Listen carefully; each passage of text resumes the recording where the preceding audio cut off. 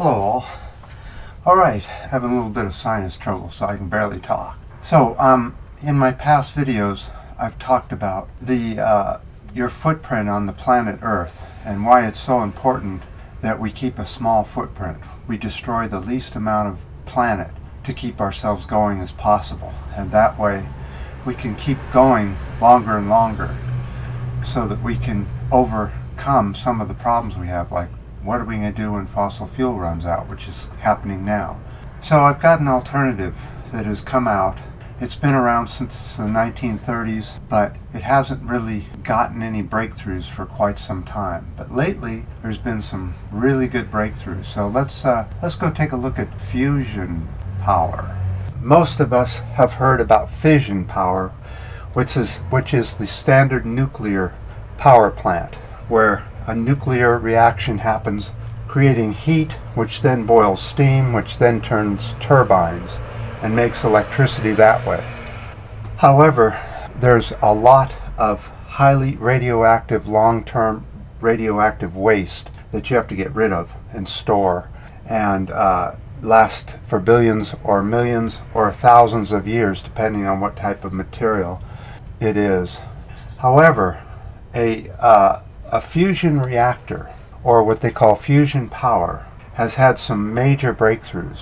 Both fusion and fission power have been studied since the 30s. However, many hurdles stopped fusion power from taking place. So nowadays there are lots of experimental fusion power reactors. They're not nearly the correct size, but they're just there for experimental purposes to figure out where to go next.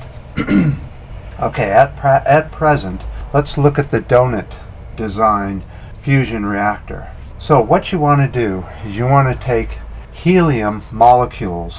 Well, they used to use helium and hydrogen, but I think they're going to pretty much go to helium or helium-3. And we'll cover that in another video. But right now, let's just talk about the reactors. So, to get the molecules to hit each other and cause an explosion, which causes heat, which then they're trying to decide how to take that power and use it either as the conventional steam method with a boiling water and having a turbine with electricity. But there's some real big hurdles with this system. First of all, there are no long-term radioactive isotopes that they have to store away for long-term. There are some short-terms, hours, days, weeks, months, years, but nothing long-term. And nothing so horribly radioactive that you've got to, you can kill the whole world with it. So this is one of the reactors. So what they do is they keep the hydrogen molecules in a donut in a high magnet sort of way, so they can control the inward pressure. What that means is that they keep the molecules all in a sort of a straight line and very close together. They use high-powered magnets that take thousands and thousands and thousands of watts of power to keep the molecules where they want to be. Then the whole idea is to heat this donut up to much higher temperatures than the sun. Now this causes the molecules to be able to fuse together, calling it fusion reaction, which then causes the heat explosion and so on. So let's look at what's going on and why it's so difficult to get these molecules to do what you want to do.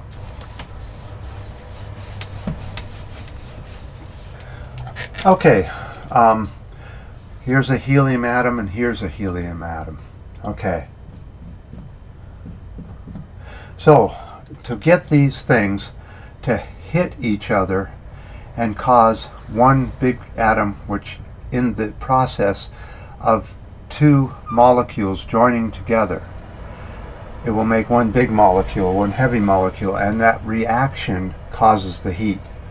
But yeah, there's always got to be a but, doesn't there? The problem is that if this is a helium atom, just like a magnet, they have they repel each other. So they don't want to join each other. They want to repel and bounce off of each other.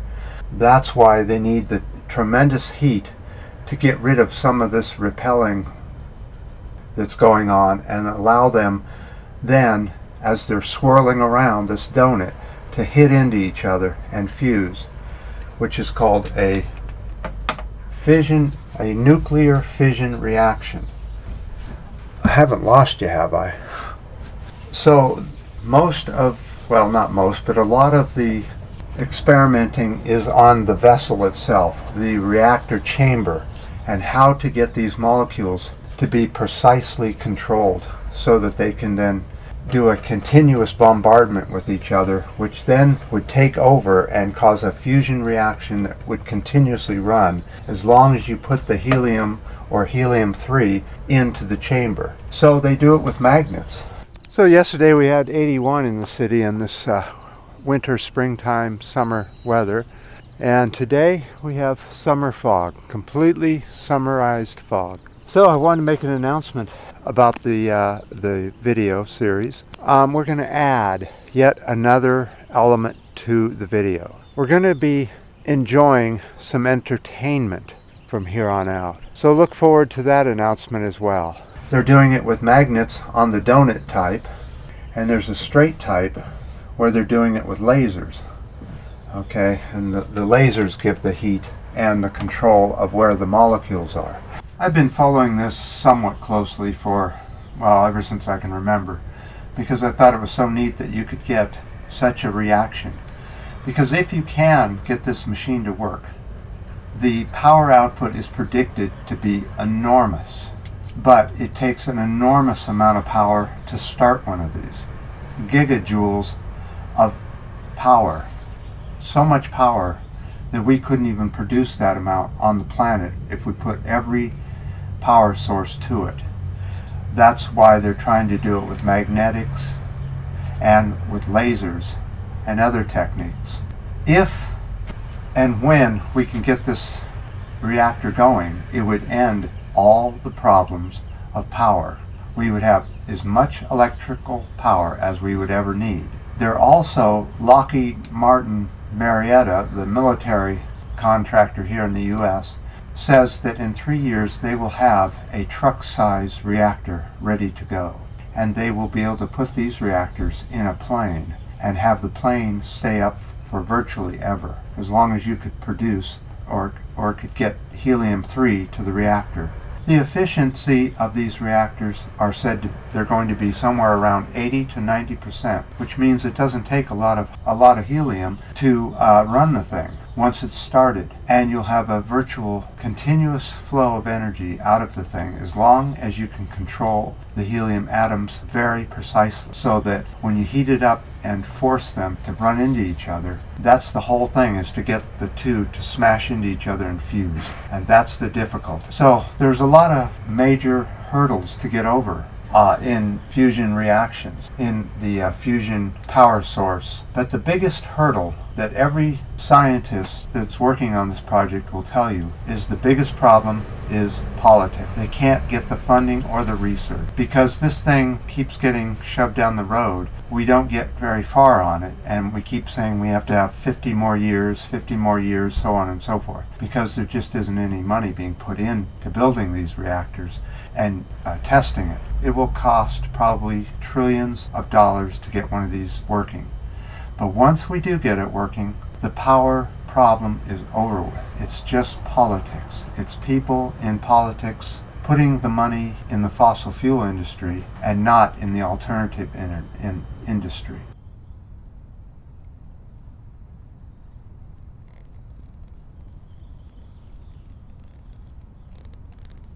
Okay, where are we right now, let's say, in the planet in this research? Well, apparently Lockheed Martin has the most breakthroughs, and say they will have a working test model of their reactor in 3 years. They are putting a lot of money into it. However, there is no working reactor that has been built. These are all theoretical reactors, and nothing has been positively proven. However, mathematically it does work, and like so many other things, you just have to put the time and the testing in, and our governments should be putting all of their money into such technology, because that's what's going to be the big problem. We're going to have some serious electricity to air condition this planet once it starts to overheat. Air conditioning will probably take up most of the electricity on the planet once we get up into the 130s, 140 degree range. And it will take an industrial air conditioning to cool it off so that we can live in our homes and factories and businesses. But the best thing about it is that it is clean energy, or is being called clean energy. I am not 100% it is clean, 100% clean energy. They say if these new reactors come online, they will cost about the same as a coal-fired power plant. And so money-wise, it's considered fairly cheap. If. So that's why I keep doing these videos, is because there is a hope. There is a possibility that humans could figure this out. If we could stop the wars and stop the dysfunction, we could really have an amazing society. But I know that I'm not convinced that this technology will work. So I was thinking there's no better place to ask whether this technology is going to work or not than the Tower of Truth. So maybe it's time to go take a little roll of the dice over at the Tower of Truth, and let's see whether or not fusion will work in the future or not.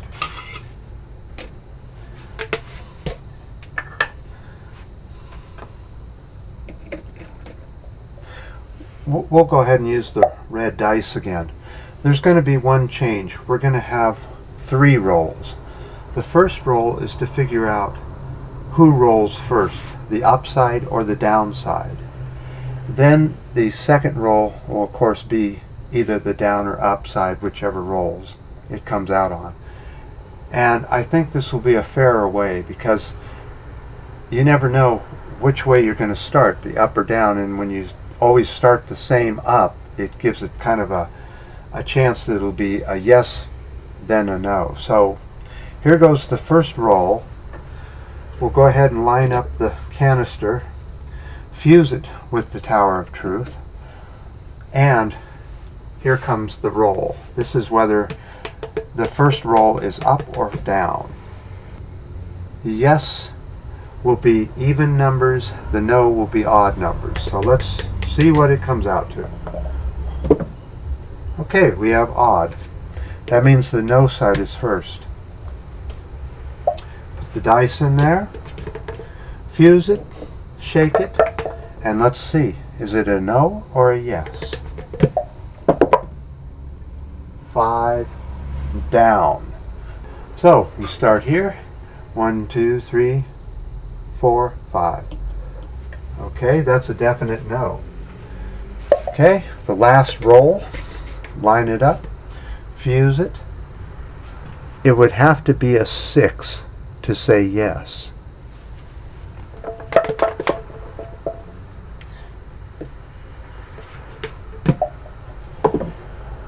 Three. Okay, let's go. 1, 2, 3. So that's two from neutral. 1, 2, 3 down. So that wasn't exactly what I was hoping to see. It says that it's 3 down from neutral. So that's 3 down no. That's quite a ways. So as I was walking in, there's a friendly squirrel right over here.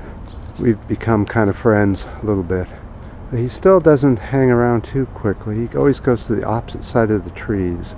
Let's see, where is he? I guess he left. So what do I think about what we were just told about the reactors not working?